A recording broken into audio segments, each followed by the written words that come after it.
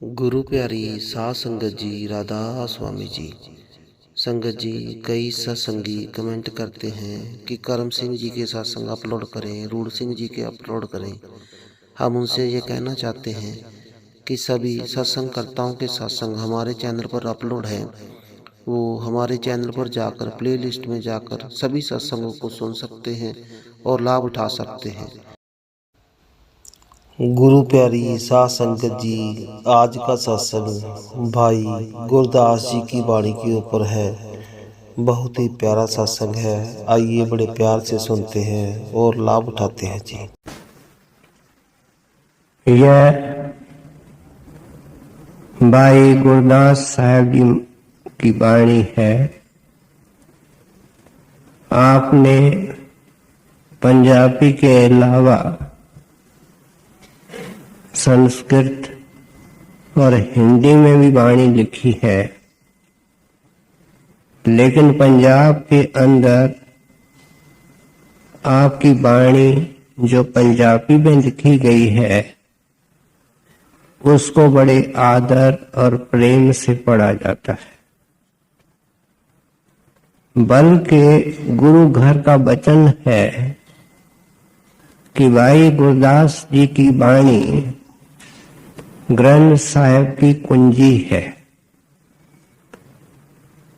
ऐसा भी कहा जाता है कि जब ग्रंथ साहिब का संग्रह हो रहा था तो उस वक्त गुरु अर्जन देव महाराज साहब आपकी राय से और महात्माओं की वाणी डाल रहे थे। तो श्री गुरु अर्जन देव महाराज ने इनको कहा, भाई गुरदास साहब को, कि आपकी वाणी भी ग्रंथ साहब में डाले रखें। तो उस वक्त आपने हाथ जोड़ करके बेनती की कि महाराज, एक साहिब, दूसरी तरफ मैं गुलाम, इनका क्या मुकाबला है, कृपा करके इसको अलग रहने दीजिए। आपकी जिंदगी के संबंध में कहा जाता है कि आज से करीब 450 साल पहले श्री गोविंदवाल जी में आपका जन्म हुआ। लेकिन इस संबंध में ये कहा जाता है कि श्री गुरु अमरदास जी महाराज, जिनका डेरा श्री गोविंदवाल जी में था, उनके एक भाई बड़े थे दातार चंद साहब। उनको कोई संतान नहीं थी। एक बार जिक्र करते हुए गुरु अमरदास महाराज के मुख से निकला कि दातार चंद को कोई संतान नहीं है। और 1 साल के बाद उनके घर में इस होनहार बालक का जन्म हुआ। कुछ ही दिनों के बाद इस बालक को संगत के अंदर लाया गया और संगत के हाजिरी में श्री गुरु अमरदास जी महाराज ने आपका ये नाम रखा, भाई गुरदास। ये बहुत संस्कारी, भक्ति के संस्कार रखने वाले और महान विद्वान गुरु सिख हुए हैं। कहते हैं जब छोटी उम्र के थे तब भी बड़ी ऊंच खाट की कविता पंजाबी, हिंदी, संस्कृत और फारसी इनमें लिखा करते थे। फिर 3 साल के थे तो आपके पिता का देहांत हो गया। घर एक ही था। आपकी सारी देखरेख, क्या पढ़ाई और परमारथ, सब श्री गुरु अमरदास जी महाराज के देखभाल और सरपरस्ती में हुआ। और इतने गुरु घर के सिके हुए और सच्चे सेवक थे और इतने बुद्धिमान थे कि इनको घर के और सत्संग के काम जो भी गुरु साहब सुपुर्द करते थे बड़ी निष्ठा से और लगन से और बड़े उत्तम तरीके से उनको सरंजाम करते थे। गुरु साहब ने नामदान दे दिया और आप खूब नाम की कमाई भी करते थे, लेकिन साध संगत की सेवा का एक अथाह पुंज थे। जो भी सेवा गुरु साहब को आती आपके हवाले करते, घर की संगत की, और बड़ी लगन से उसको करते। शायद हमने पढ़ा होगा कि श्री गुरु अमरदास जी महाराज से उस वक़्त के सम्राट अकबर का बहुत प्रेम था। साधु सेवी थे, उदार दिल थे और गुरु साहब में श्रद्धा रखते थे। उसका स्नेह हो गया। गुरु साहब का हुक्म लेकर के बादशाह के आग्रह पर भाई गुरदास जी दिल्ली और आगरा जाया करते थे और सम्राट अकबर को गुरवाणी का पाठ और उनकी खोल करके व्याख्या सुनाते थे। ग्रंथ साहिब में गुप्त राज है, ग्रंथ साहिब में कसी हुई गांठें हैं, लेकिन इतने अभ्यासी थे और इतने माहिर थे, स्कॉलर थे कि अकबर बादशाह आपकी वाणी और उनकी व्याख्या सुन करके कहते हैं मग्न हो जाते थे। ये तीसरी पातशाही का कार्यकाल था। फिर चौथी पातशाही तो शायद सिर्फ 7 साल के लिए रही। उस अरसे के अंदर आपने गुर सिक्खी का प्रचार गुरु के हुक्म से शुरू किया। कई जगहों में गए। ये जो भवन निर्माण कला होती है, मकान बनवाने की जानकारी, इसमें भी आपकी गहरी दिलचस्पी थी। कई सेंटरों में आपने सत्संग घर बनाए और वहां रह करके सत्संग किया, संत मत का प्रचार किया और गुरु सिक्खी को खोल करके समझाया। उन दिनों में ही आपने ये कोशिश जारी रखी थी कि गुरु साहिबान की वाणी कोई कहीं पड़ी है, कोई कहाँ पड़ी है, उसको इकट्ठा करके जाते थे। फिर श्री गुरु अमरदास, फिर श्री गुरु अर्जन देव महाराज साहब आए। वे तो आपका बहुत आदर करते थे और इनको मामा जी कहते थे, क्योंकि श्री अर्जन देव महाराज साहब के माता साहब माता भानी के आप कजन ब्रदर थे। इन्होंने उस वक़्त गुरु साहब के भाइयों ने बड़ी उलझन मचाई थी। इन्होंने सब जगह जा करके अच्छी तरह खोल के समझाया कि असलियत कहाँ है, सच्चाई कहाँ है। फिर गुरु साहब इनके हवाले 2 काम किए। अमृतसर के अंदर जो हरमंदिर साहिब आज भी है और चारों ओर सरोवर है, इसके निर्माण का कार्य श्री गुरु रामदास जी महाराज ने आरंभ किया था, लेकिन बीच में ही छोड़ करके ज्योति ज्योत समाये थे। इस काम को और ग्रंथ साहब की वाणी को इकट्ठा करना, ये 2 विशेष काम भाई गुरदास साहब के हवाले श्री गुरु अर्जन महाराज ने किए और बाबा बुढ़ा जो गुरु घर का एक बुजुर्ग था उनको आपके साथ जोड़ करके सहायता के लिए रखा और उन्होंने हर मंदिर बनवा करके पूरा किया, सरोवर बन गया।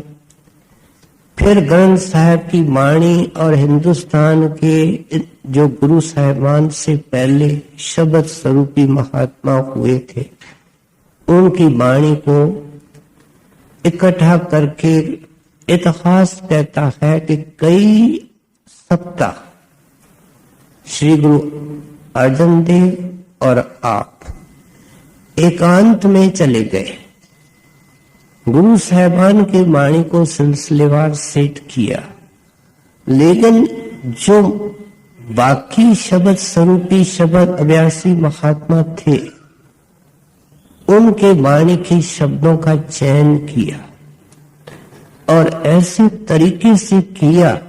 करीब 30 महात्माओं की वाणी उसमें है कि उसमें हिंदू मुसलमान, उसमें ऊंच जाति वाले नीच जाति वाले सब तरह के महात्माओं का वाणी के शब्द उसमें रखे और विधि पूर्वक उसका हर मंदिर साहब के अंदर पठन पाठन का काम शुरू किया।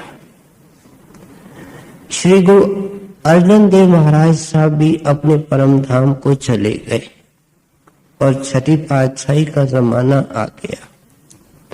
आपने ये अथक परिश्रम किया, अटूट सेवा की जो 48 साल तक चली और फिर जब चलने का समय आया तो आपने गुरु साहब के को अर्ज की कि वे गोविंदवाल का दर्शन करना चाहते हैं। क्यों? कि वहां आपका जिस्मानी और रूहानी जन्म हुआ था। इतिहास कहता है कि गुरु साहब बहुत सारी संगत को लेकर के वहां गोविंदवाल जी पधारे, दीवान लगा, सत्संग हुआ। गुरु साहब के आगे इन्होंने माथा टेका और अपने गुरु के चरणों में सदा के लिए चले गए। इन्होंने वाणी जो पंजाबी में लिखी है उसके अंदर 3 किस्म है। एक पैटर्न वार है, उसमें कई कड़ियां हैं और उसमें इन्होंने गुरु साहिबान के जीवन और शिक्षा के बारे में लिखा है, संगत को हिदायतें दी हैं। फिर कवत है, सोहे हैं। आज जो हम आपकी वाणी सुन रहे हैं वह एक वार का अंतिम हिस्सा है। बहुत सारी कड़ियां उसमें हैं जो हिदायत के रूप में सत्संगियों को कही गई है और 6-7 लाइनें हैं आखिर में जो हम सुनने लगे हैं। आपने पहले कड़ी के अंदर अभी फरमाया गुरमत हृदय करीबी आवे। ये गुरमत आजकल इसका अर्थ अनेक लगाए जाते हैं, लेकिन गुरमत कोई बाहर की निशानी नहीं है। गुरमत एक बहुत यूनिक चीज है। गुरमत तो बाहर है ही नहीं। गुरमत का उल्लेख, जिक्र और नमूना बाहर है, लेकिन असलियत अंदर है। इसलिए गुरमत के विपरीत मनमत है और सारा संसार मन की धारा में बह रहा है। उसको हम मनमत कहते हैं, काल मत कहते हैं, नेगेटिव पावर कहते हैं। सत्संगी मनमत से निकल करके गुरमत में आता है। जब गुरु के पास जाता है गुरु दया करके उसको शब्द और नाम का भेद देते हैं, गुरमत समझाते हैं। लेकिन हम सत्संगी अपने आप से पूछें कि दिन भर गुरमत के अंदर आने के बाद भी मन के इशारों पर सब काम करते हैं। भाई, तुमने घर का खाना छोड़ करके होटल में खाना क्यों खाया? तुम अचानक कश्मीर क्यों चले गए? तुमने अपने घर में रात को इतने देर के बाद लौटने का फैसला कैसे किया? कहाँ गए थे?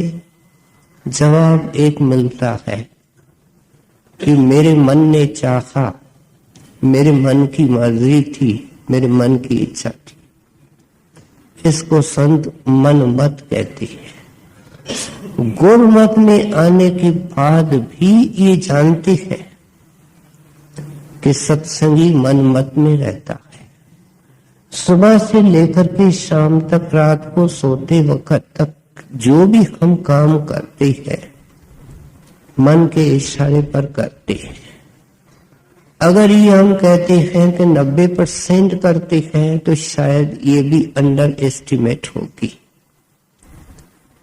इन संतों की वाणी सुनने का कोई अभिप्राय है, कोई डेफिनेट पर्पस है कि आखिर रोशनी की किरण आवे और इसके जीवन का रुख बदले। आप चाहते हैं कि मन मत से निकल करते प्यारे गुरमत के अंदर आओ। अब गुरमत का जिक्र बाहर है। इसके 3 बिंदु हैं।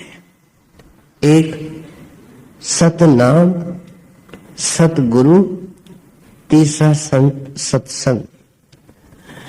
ये इष्ट इसलिए तो बुधवार को हमने सुना था संत सतनाम का रखते हैं, क्योंकि सतनाम और सतपुरुष में कोई फर्क नहीं है। लेकिन ये सारा भेद देने वाला सतगुरु होता है जो सतपुरुष का रूप होता है। और देता कैसे है? सत्संग के जरिए देता है। ये प्रारंभ जो गुरमत का होता है वो बाहर से होता है। तीनों चीज ये बाहर से प्रारंभ होती है, लेकिन इनका पर्पस हमको अंतर्मुख करना है, सतनाम से जोड़ना, सतगुरु की असलियत अंदर जाकर के देखनी और अंदर के सत्संग को, शब्द को, नाम को सुनना। ये अंदर का सत्संग है।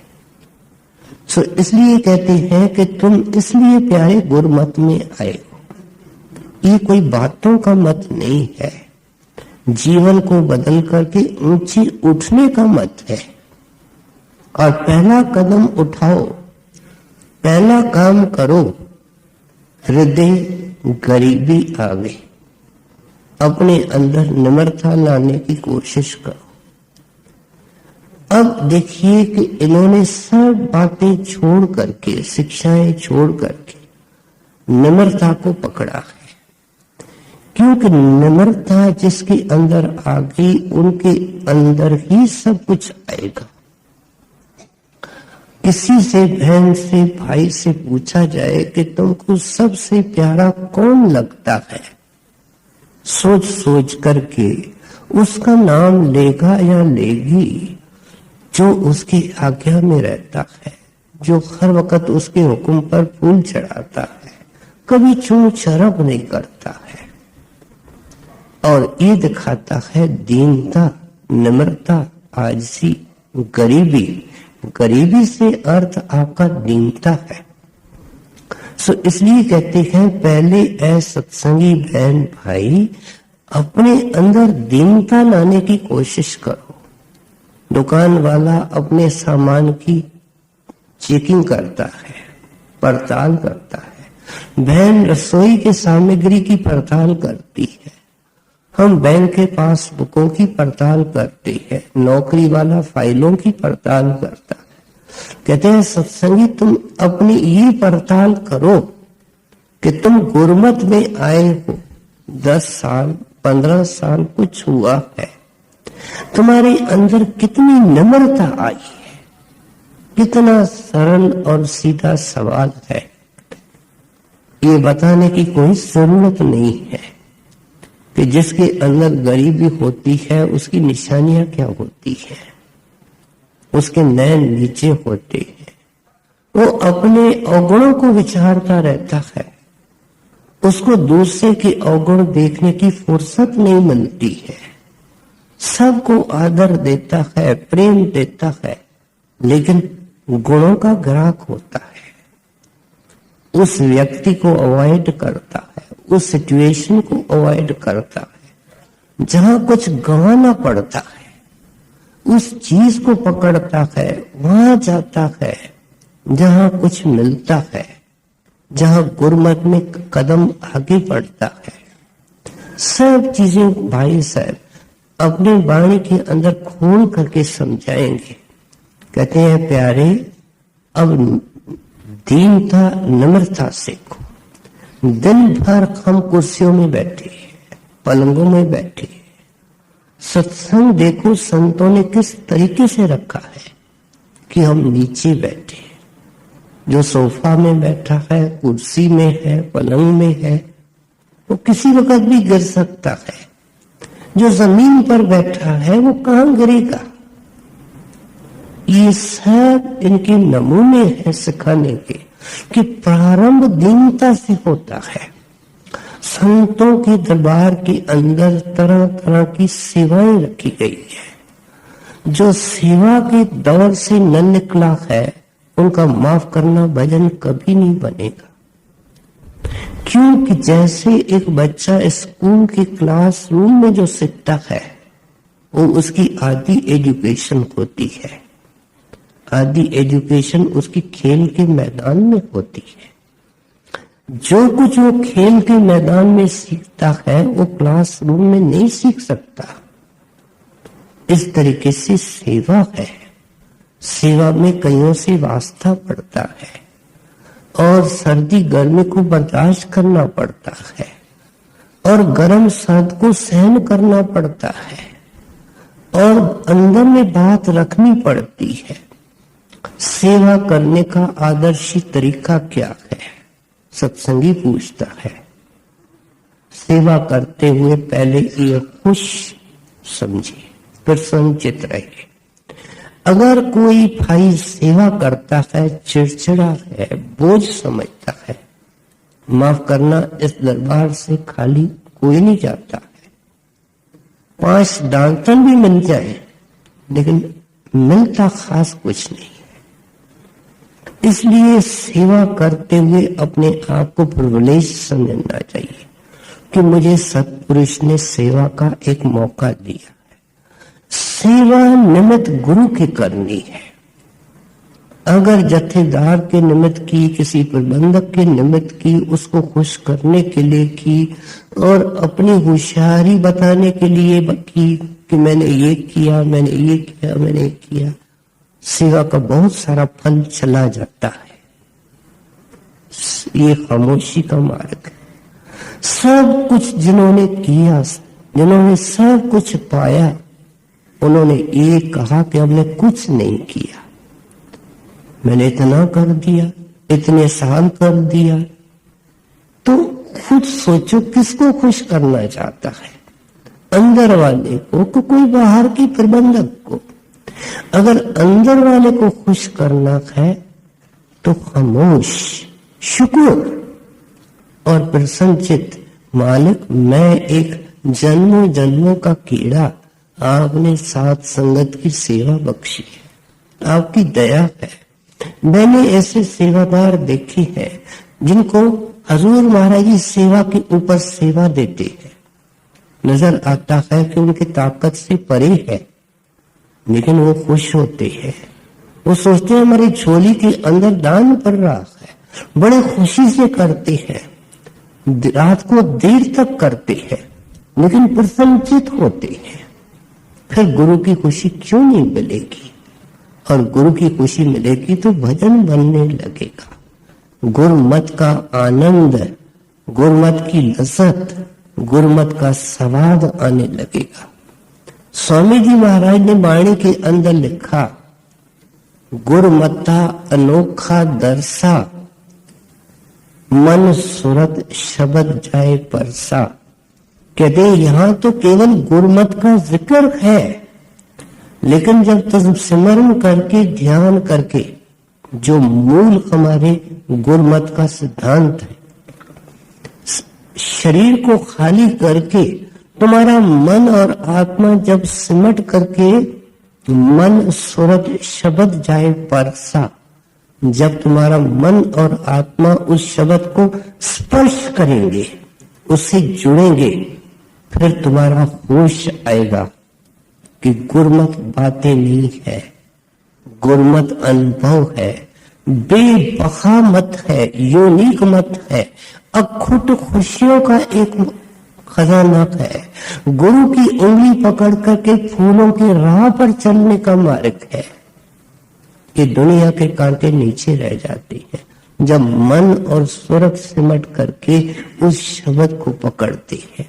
गुरु साहब ने लिखा वाणी के अंदर कि गुरमत बाहर नहीं है, बाहर उसकी शुरुआत है।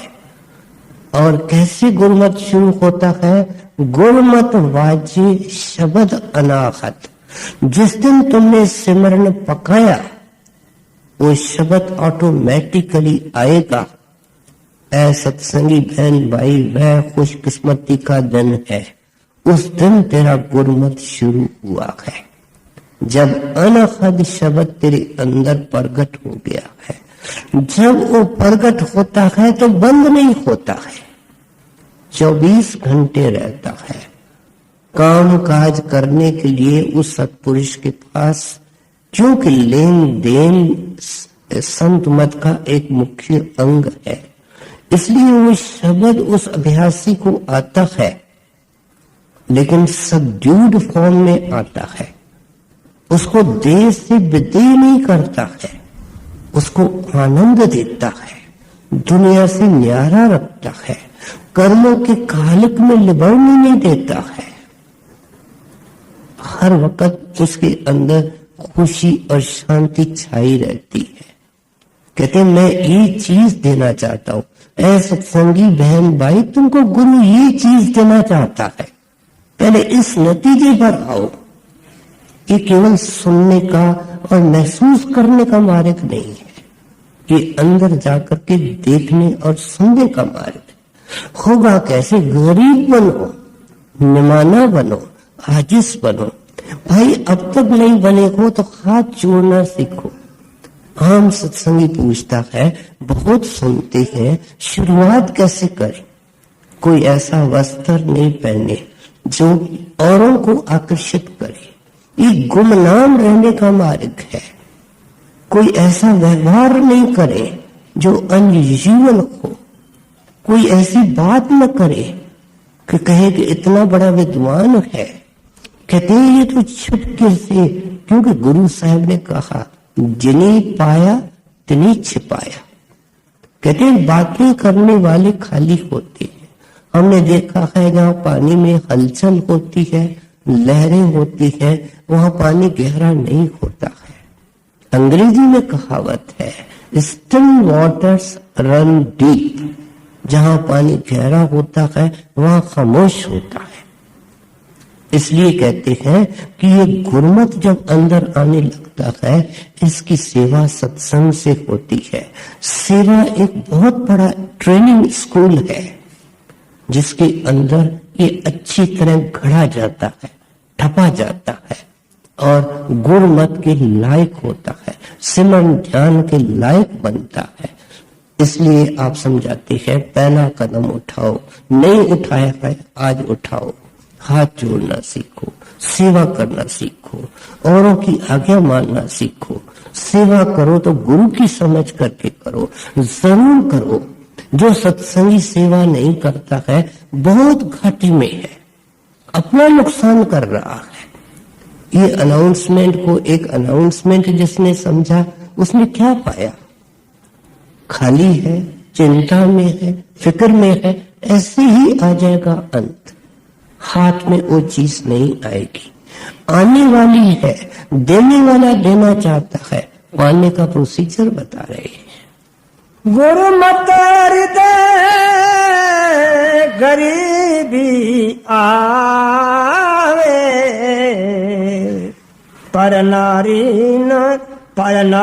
देने न जावे। अब दूसरा सिद्धांत बताते हैं। कहते हैं जब तुम संतों के चरणों में गए थे तो उन्होंने कहा था कोई नशा नहीं लेना। नशा इंसान को हैवान कर देता है। नशे की हालत में जो कुछ ये करता है वो हैवानों से बदतर होता है। इससे मांस छुड़ाया जाता है, शराब छुड़ाया जाता है। कोई दवाई हो, कोई खाने की चीज हो, कोई चॉकलेट हो, टॉफी हो, केक पेस्ट्री हो जिसके अंदर ऐसी चीजें हो तो उसको देख करके पढ़ने की बजाय उसको छोड़ देना चाहिए। खाने को बहुत कुछ है। खाना इसलिए नहीं है कि हम खाएं, खाना इसलिए कि हम जिए और जी करके भजन करें। ये पर्पस खाने का। सो इसलिए कहते हैं संत इन चीजों की मना करते हैं।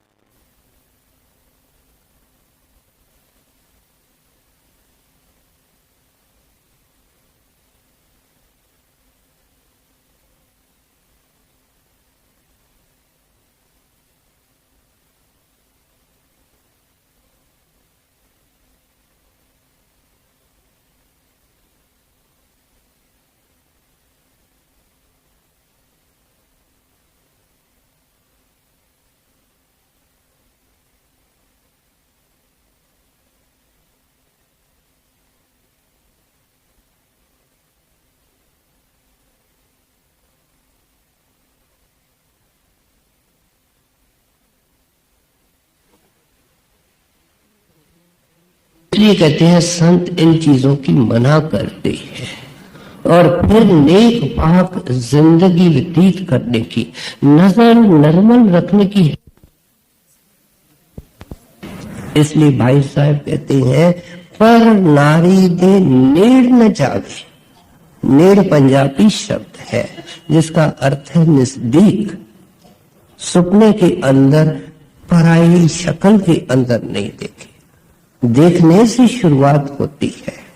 इसलिए राबा के मुर्शिद ने उसको समझाया था कि बेटा देखो, परमार्थ में कामयाब होना है तो अगर अकेलाई में, मानो वो जगह मस्जिद भी हो, कोई तुझे कुरान शरीफ भी पढ़ना सिखावे, अकेलाई में नहीं सीखना है, क्योंकि ये आग को लकड़ी के नजदीक लाना है, रूही को आग के नजदीक लाना है। स्वामी जी महाराज ने ये अपने दावा से आखिरी वचनों में लिखा है कि शेर और बकरी को एक खाट से मैंने पानी पिलाया है और की ये ताकत नहीं है। हजारों लाखों डेरे में आते हैं, ये क्या है? ये शेर और बकरी को एक खाट से पानी पिलाना है। ये संतों का प्रताप है। लेकिन तेरे हिस्से में है बहन भाई क्या आता है कि सपने के अंदर पर स्त्री पर पुरुष का ख्याल मत रख। बार बार इस चीज को दोहराया जाता है क्योंकि वो शक्ल उसकी प्रीत खींच करके इसको दुनिया में लाएगी। काम इसका चौपट हो जाएगा। इसलिए संत महात्मा समझाते हैं, आखिर गुरु साहब सत्संगियों को समझा रहे हैं। इसका मतलब क्या? कि हमारे सत्संग के अंदर ऐसे भाई बहन हैं जिनका ख्याल निर्मल नहीं है। मैं एक मिसाल दूं, बड़े महाराज जी का सत्संग लगा हुआ था। उस जमाने में सवाल पूछे जाते थे, तत्काल जवाब दिए जाते थे। एक ने कोई सवाल पूछा, उस दिन दयाल ने जवाब दे दिया, फिर दूसरा उठा। जब उसने कुछ पूछना चाहा तो महाराज ने उनको सुना तक नहीं और फरमाया तुम बैठ जाओ। तीसरा उठा, उसको जवाब दिया। चौथा उठा, उसको जवाब दिया। फिर वो 2 नंबर उठा, महाराज ने उसको कहा तुम बैठ जाओ। कईयों को महाराज ने जवाब दिया, 3-4 बार वो 2 नंबर वाला उठा। आखिर में जब फिर उठा तो महाराज जी ने उसको अपने नजदीक बुलाया। कहते हैं बोल, क्या बोलना चाहते हो? कि महाराज जी मेरे गांव के लोग कहते हैं कि तुम वहां सत्संग की सेवा करो, आपकी इजाजत की जरूरत है। महाराज जी ने कहा मेरा जवाब सुनने से पहले मेरे सवाल का जवाब दे कि ये औरत जो लेकर के तू घूमता है ये तेरी क्या लगती है? तेरे को शर्म नहीं आती है? मालिक ने तेरे ऊपर 4 बार पर्दा रखा, तू ऐसा निकम्मा निकला कि अपने हाथ से पर्दा उठाया, जा करके बैठ जा। कहते हैं ये सत्संग के अंदर चीजें होती है, संत दिलों के साहिब हैं इसलिए बोलते हैं। अगर शादी नहीं हुई तो बहुत डिफिकल्ट लाइफ है, मुश्किल जिंदगी है। लेकिन अगर जती रह करके बहन भाई जिंदगी निकाल जाता है तो भजन उसके पीछे पीछे फिरता है। क्योंकि कितने आज इस जमाने के अंदर गिरावट के समान है, कितने प्रलोभन है, कितनी आकर्षण है। इसके बावजूद अगर वो जती रहता है बहन भाई तो भजन में जल्दी तरक्की होगी। गुरु साहब कदम कदम करके समझा रहे हैं कि गुरुमत के अंदर, गुरु के मार्ग के अंदर कामयाब होने के लिए किन किन बातों का ख्याल रखना है, किन किन बातों की जरूरत है।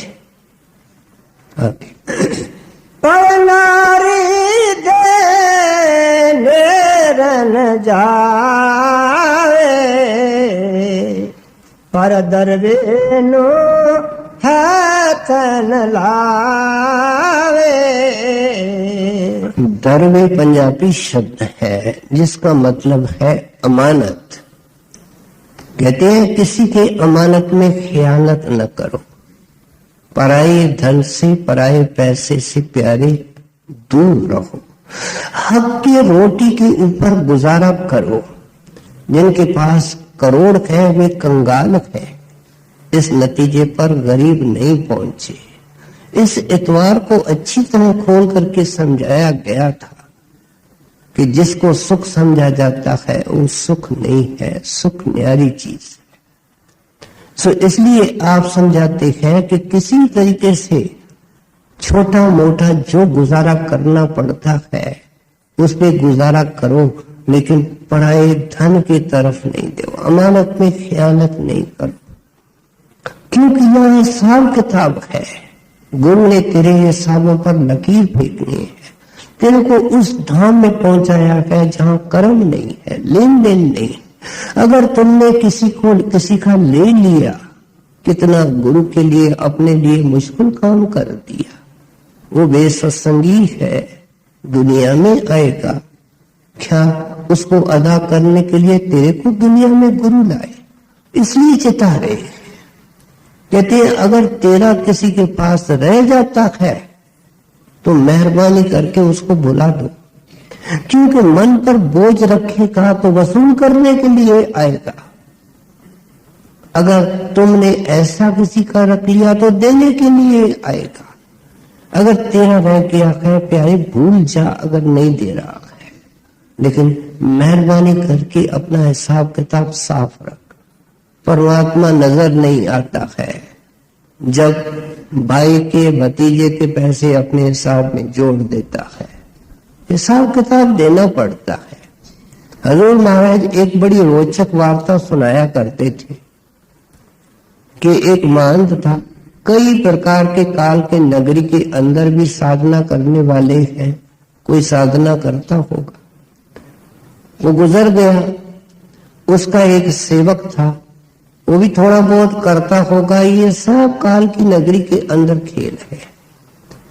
एक दिन वो साधना में या सपने में क्या देखता है कि जो महंत जी है वो जमीन में बैठे हैं, उसके हाथ में पंखा है, जो हाथ से हम पंखा लगाते हैं, और उसी शहर का एक चमार जिसको वो महंत का सेवक जानता था गुजर चुका है, वो एक ऊंची जगह पर बैठा है और हमारे महंत जी महाराज उनको पंखा कर रहे हैं। ये पूछता है महंत जी से कि ये उल्टी गंगा कैसे हो गई। कहता है भाई यहाँ के कानून नियम कुछ और है, इनके पैसे मेरे पास थे, मैं मर गया, ये मर गया। यहाँ ये फैसला सुनाया गया है कि इतने अरसे के लिए, इतने वर्षों के लिए तेरे को यहाँ नीचे बैठ करके इसकी सेवा करनी है, पंखा लगाना। महाराज जी तो यहाँ तक फरमाया करते थे कि उसने अपने सेवक को कहा कि तुम इस चमार के घर वालों के पास जाओ, उनको ये पैसे दे करके मेरी जान छुड़ाओ। लेकिन घर वालों को भी खुशबू आ गई थी कि हमारा जो चमार जी है वो बड़े आराम में बैठे हैं, उन्होंने पैसे लेने से इनकार किया। ये छोटी बात है समझाने के लिए कि कौड़ी कौड़ी हिसाब है, अंधा मत होना, सोच समझ करके काम करना। जहां लेना है उसके साथ देना है, जहां करनी है उसके साथ भरनी है, इसमें कोई एक्सेप्शन नहीं है। इसलिए कहते हैं किसी के पास तेरा रह गया कोई चिंता नहीं, बुला दो, लेकिन किसी का अपने तरफ मत रखो। पर दर रे नो है तन लावे, पर निंदा सुन आप हटावे। कहते हैं कि किसी की निंदा नहीं सुनो।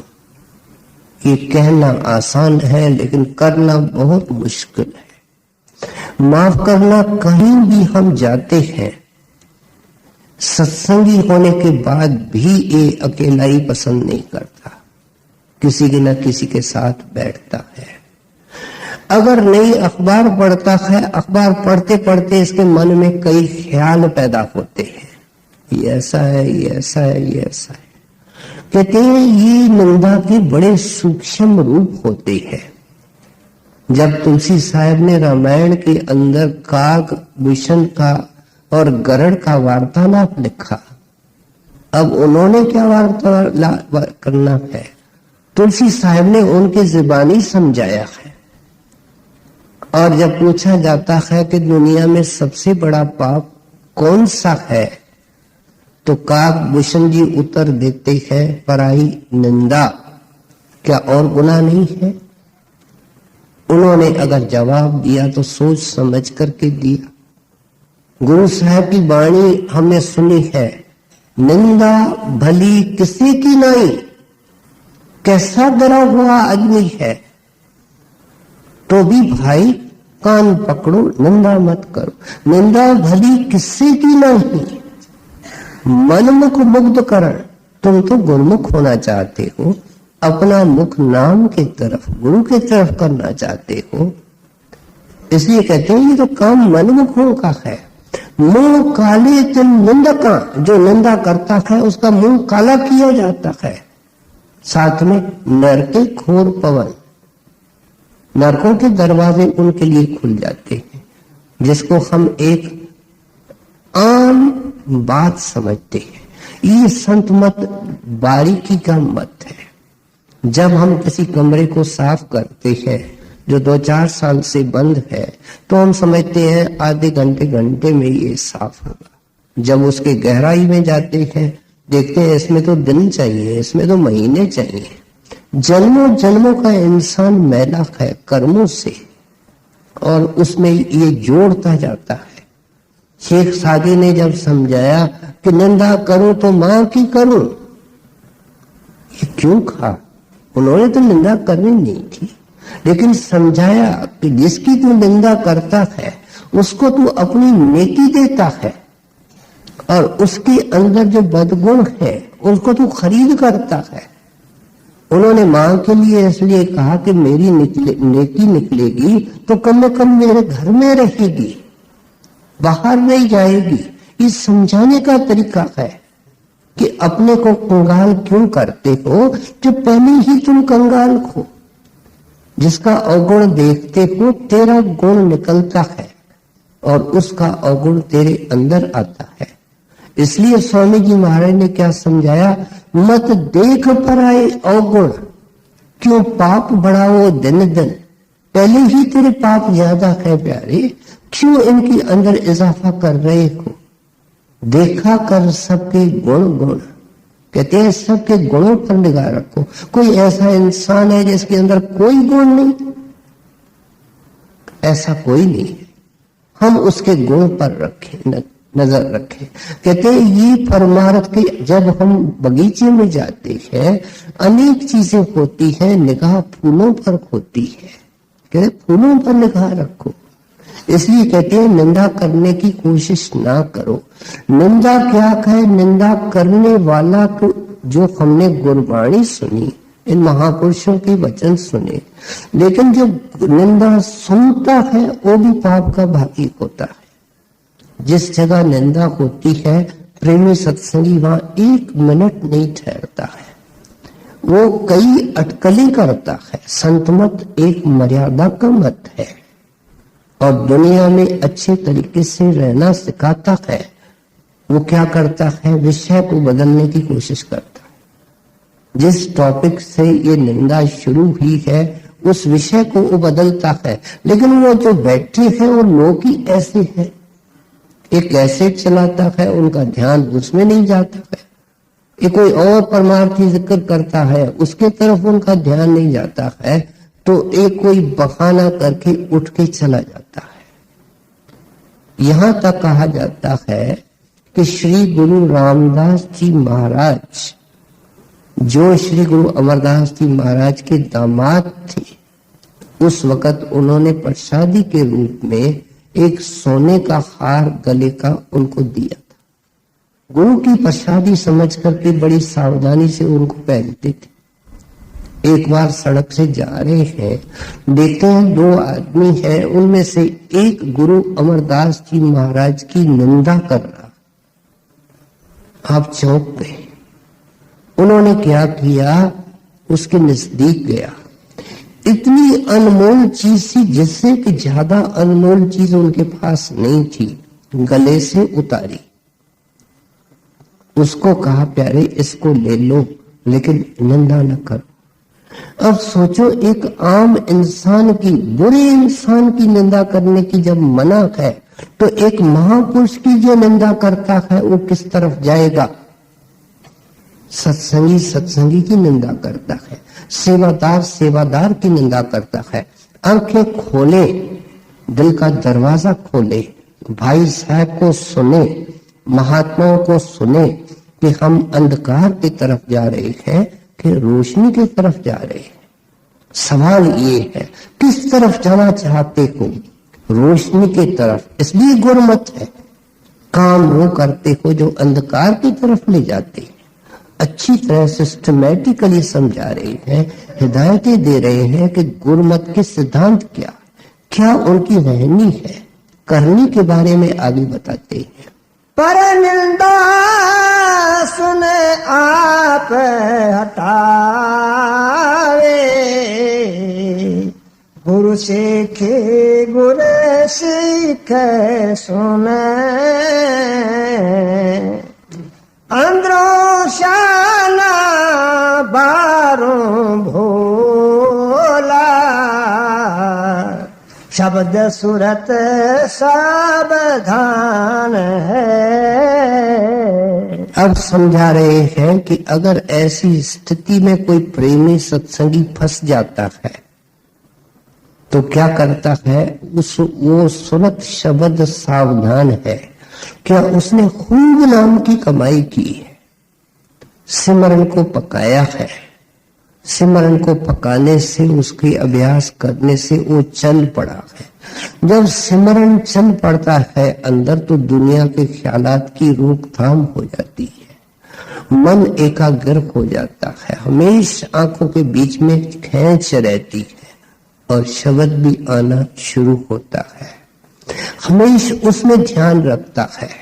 कहते हैं ऐसी सभा में जब अटक जाता है तो बारों फूला अंदरों श्याना, कहते हैं वो उनकी बातों में नहीं आता, अपना चित्त और वृत्ति उस नाम में रखता है, इतना उसने अभ्यास किया है। ये है गुरु का सिख, ये है गुरुमत के सिद्धांतों पर चलने वाला। लेकिन जब वो बीच में उनसे पूछते हैं कि तुम्हारी क्या राय है, भाई तुम क्या कहना चाहते हो, तो वो कान के ऊपर हाथ रखता है, कहते हैं क्या कहते हो, क्या पूछते हो, कहते हैं बारम फूला अंदरम श्याना। वो उनको ऐसा लगता है जैसे ये ऊंचा सुनता है, ये बहराक है, इन्होंने कुछ नहीं सुना। वो कहते हैं छोड़ो इस बहरे को, ये तो कुछ नहीं सुनता है, लेकिन वो जानबूझ करके करता है। क्यों? कि उसने अपनी वृत्ति नाम में रखी है। हमको निंदा से लज्जत आती है, किसी की जो हमारे को आदमी अच्छा नहीं लगता है, जब उसकी आकर के कोई बुराई करता है हमारी तो रोम रोम ठंडी हो जाती है। लेकिन जा किस तरफ रहे, सुने, विचारें, ये महापुरुष हमसे क्या उम्मीद करते हैं। तुमको गुरु मिला है, नाम मिला है, वेद मिला है, तुमसे उम्मीदें क्या है। सो इसलिए आप समझाते हैं कि इतनी नाम की कमाई करनी है।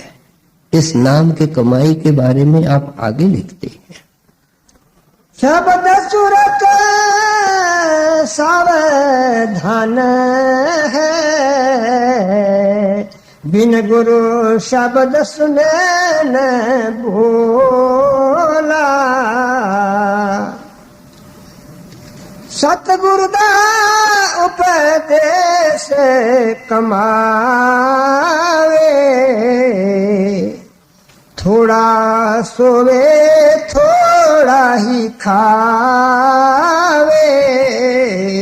कहते हैं उन्होंने अपने जिंदगी का एक ही मकसद रखा है, बाकी सब खेल है। बड़े महाराज जी कहते थे बाबा जी ने के दया से मैंने सारी जिंदगी नौकरी को खेल समझा। हमने क्या समझा है कि ये दुनिया को असलियत समझा है, भजन को खेल समझा है। टोटली प्रोसेस को रिवर्स करना है। इसलिए कहते हैं कि ये जो होता है ये गुरु के उपदेश को कमाता है और थोड़ा खाता है और थोड़ा सोता है। आप देखो इस खाने के लिए कि परमात्मा ने हमको भूख दी है, लेकिन आज किसको भूख है? आज हजारों इंसान हैं जो बगैर भूख के खाते हैं। वो इसलिए खाते हैं क्योंकि उनको उस वक्त खाना है। इसका कारण क्या है कि हमारा जो मॉडर्न सिविलाइजेशन है उसमें कोई काम नहीं है। सुबह को उठो, कुर्सी में बैठो, चाय पियो, टीवी के प्रोग्राम देखो, स्कूटर को पकड़ो, दफ्तर में जाओ, पंखे के नीचे बैठो, 2-4 बार चाय पियो, लंच खाओ, घर में आओ, ओटीवी शुरू हो जाती है। क्या इसके अंदर व्यायाम रहा? बहन कहती है यहाँ भी टूटी लगा के दो, यहाँ भी टूटी लगा के दो, यहाँ इतना भी झुकना नहीं पड़े। कहाँ नदियों पर जा करके गागरे लेकर के पानी भर करके आती थी। किसान कितनी मेहनत करता था। आज भी जो किसान है उन्होंने सब तरह के साधन जुटा दिए हैं जिसमें कम में कम मेहनत हो। भूख कहां से आवे? हजूर महाराज जी के मुखारबिंद का वचन है कि इंसान इस धोखे में है कि स्वाद खाने में है। भाई स्वाद खाने में नहीं है, स्वाद तो भूख में है। भूख है नहीं। नए नए फर्नीचर बन रहे हैं, मेजें, कुर्सियां, टेबल कवर और फूल सजाए जाते हैं, तरह तरह की क्रॉकरी है, प्लेट्स वगैरह है। ये सब क्या है? नकली भूख को उत्तेजित करने के साधन है। भूख नहीं है। और फिर खाता जाता है, हिसाब नहीं रखता है कि खाना है किस लिए। और अच्छी चीज आती है, इसके मुंह में पानी आ जाता है, बेअख्तियार हो जाता है, ओवर ईट कर लेता है। सारे डॉक्टर इस नुक्ते पर एक राय है कि जितनी बीमारियां होती हैं 80% उनका गलत खाने से और ज्यादा खाने से संबंध। घर में अच्छा खाना मिलता है, गाड़ी पकड़ता है, चाट के दुकान में जाता है। हैरानी की बात है कि सत्संगी है, 10 साल का, 15 साल का, क्या हो गया उसके बुद्धि को? किस लिए संतों की वाणी है, किस लिए सत्संग में जाना है? सो इसलिए कहते हैं वो थोड़ा खाता है, इतना खाता है कि उसके वजन के अंदर विघ्न नहीं पड़े। ये हर एक बहन भाई जो थोड़ा बहुत वजन करता है उसको पता है कि जो वजन खाली पेट से होता है वो भरे हुए पेट से कभी नहीं होता। अमृत वेले जो उठ करके भजन करने की हिदायत की जाती है वो इसलिए कि शाम का खाया हुआ भोजन पेट से निकल जाता है, पेट खाली हो जाता है और वातावरण में एकांत होती है। और उस वक्त ये सतर्क होकर के, जैसे बाकायदे दफ्तर के अंदर ऑफिसर के सामने जब पीए बैठता है तो कैसे बैठता है, कितने अदब से, कितना अलर्ट होकर के। और साहब जो इंस्ट्रक्शंस देता है, जितना बड़ा साहब उतना पीए उसका ज्यादा अलर्ट होता है। मामूली अगर ऑफिसर होता है तो मामूली पीए होता है। कहते हैं तुम तो इतने बड़े महात्मा के सेवक को बड़े सावधानी से पिछले पैर जाग के जपे न गुरमत नाम, मुंह फाड़े सोवत रहे ताकू लागे पा। कहते हैं तुमको कानून का पता है कि नागा नहीं करना, अमृत वेले उठना। तुमको जब नाम मिला था तो गुरु ने क्या तुमसे कुछ लिया था, कुछ बाहर की चीज दी थी? तुमको तो शिक्षा का प्रसाद दिया था, शब्द का प्रसाद दिया था कि बेटा इसको 2-3 घंटे सुबह को उठ करके कमाना है, अलर्ट होकर के बैठना है, आंखों से नींद निकाल करके, मन से ख्याल निकाल करके, शरीर को स्थिर रख करके, भिखारी बन करके, आजिज बन करके, गुनहगार बन करके, जन्मों जन्मों का सताया समझ करके अरदास करो। ये 5 नाम से बड़ी कोई अरदास नहीं। किसी प्रार्थना की सत्संगी को जरूरत नहीं है, कुछ कहने की जरूरत नहीं है, कुछ गुरु से मांगने की जरूरत नहीं है। इस 5 नामों की प्रार्थना में सब प्रार्थनाएं आ जाती, इसके सारे संपूर्ण दुखों के ऊपर चैप्टर बंद हो जाएगा, इतिहास खत्म हो जाएगा। इनके अंदर इतनी बरकत है। सो इसलिए आप समझाते हैं कि इस तरीके से वो नाम की कमाई करता है। सतगुरु दाव पे देश कमावे, थोड़ा सोवे थोड़ा ही खावे, गुरुमुख सोई सहज कमावे, हो तिसे भोले घुमाया। गुरु साहब कहते हैं ऐसे सेवक के ऊपर मैं कुर्बान हूं। कैसे? जो सहज अवस्था में चला गया। सहज अवस्था कहाँ है? त्रिलोकी से परे। हम तो नाम को एक अक्षर समझते हैं, गुरु को एक महापुरुष समझते हैं, लेकिन ये असलियत नहीं है। असलियत ये है जो गुरु साहब कहते। गुरु साहब ने वाणी के अंदर लिखा, त्रै गुणा विच सहज न पाइए, त्रिकुट ये चोटी तक कर्म की कालिक है। अशांति है, लेना देना है। त्रै गुणा विच सहज न पाइए, सहज अवस्था कहाँ है? चौथे पद में सहज है। कहते ये अवस्था जाकर के सतदेश में मिलती है, लेकिन मिलती कैसे है? गुरमुख पल्ले पाइए।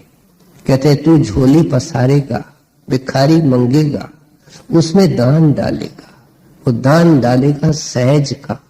कोई दुनिया के हीरे मोती उसका मुकाबला नहीं कर सकते। जन्म मरण का कलंक मिट जाता है, आवागमन का चक्कर खत्म हो जाता है, सदा के सुहाग का टीका लग जाता है, कतरा सागर के अंदर लीन हो जाता है, न आना होता है न जाना होता है। भाई साहब ने सत्संगियों को बड़ी सुंदर हिदायतें दे दी। गुरुमुख सोई सहज कमावे, होती से घोल घुमाया।